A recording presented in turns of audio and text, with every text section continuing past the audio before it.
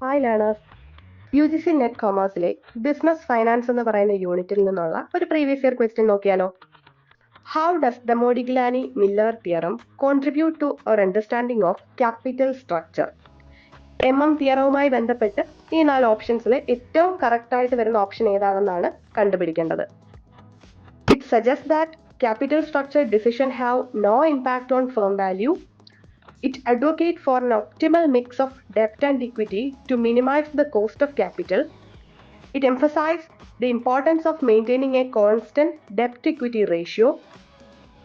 It proposes the financial distress can be mitigated by increasing leverage. Modigliani-Miller theorem, proposition 1 without taxes. Proposition 1 without taxൽ പറയുന്നത് capital structure irrelevant ആണെന്നാണ്.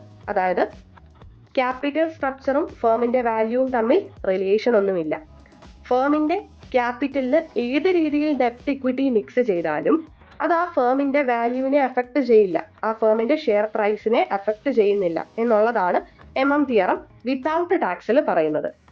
So under A perfectly efficient capital market, ഒരു perfectly efficient ആയിട്ടുള്ള capital മാർക്കറ്റിൽ, അതായത് അവിടെ tax കാണില്ല, transaction കോസ്റ്റുകൾ കാണില്ല, information asymmetry കാണില്ല, ഇൻവെസ്റ്റേഴ്സ് റാഷണൽ ആയിരിക്കും. ഇത്രയും സിറ്റുവേഷൻസ് ആണെങ്കിൽ അവിടെ ഫേമിന്റെ വാല്യൂ എന്ന് പറയുന്നത് ക്യാപിറ്റൽ സ്ട്രക്ചറിൽ നിന്ന് ഇൻഡിപെൻഡന്റ് ആണ്. അതായത് ക്യാപിറ്റൽ സ്ട്രക്ചറിൽ എത്രത്തോളം ഡെപ്റ്റ് ഇട്ട് കൊടുത്താലും എത്രത്തോളം ഇക്വിറ്റി യൂസ് ചെയ്താലും, ഡെപ്റ്റും ഇക്വിറ്റിയും നമ്മൾ ഏത് രീതിയിൽ മിക്സ് ചെയ്താലും അത് ഫേമിന്റെ വാല്യൂവിനെ അഫക്റ്റ് ചെയ്യുന്നില്ല, ഫേമിന്റെ ഷെയർ പ്രൈസിനെ അഫക്റ്റ് ചെയ്യുന്നില്ല. ഇറലവൻസി ആണ് തിയറത്തിൽ പറയുന്നത്. അപ്പോൾ നമുക്ക് അതിൽ നിന്ന് തന്നെ കറക്റ്റ് ആയിട്ടുള്ള ആൻസർ ഇവിടെ ചൂസ് ചെയ്യാം. ഓപ്ഷൻ എ ആണ് കറക്റ്റ് ആൻസർ.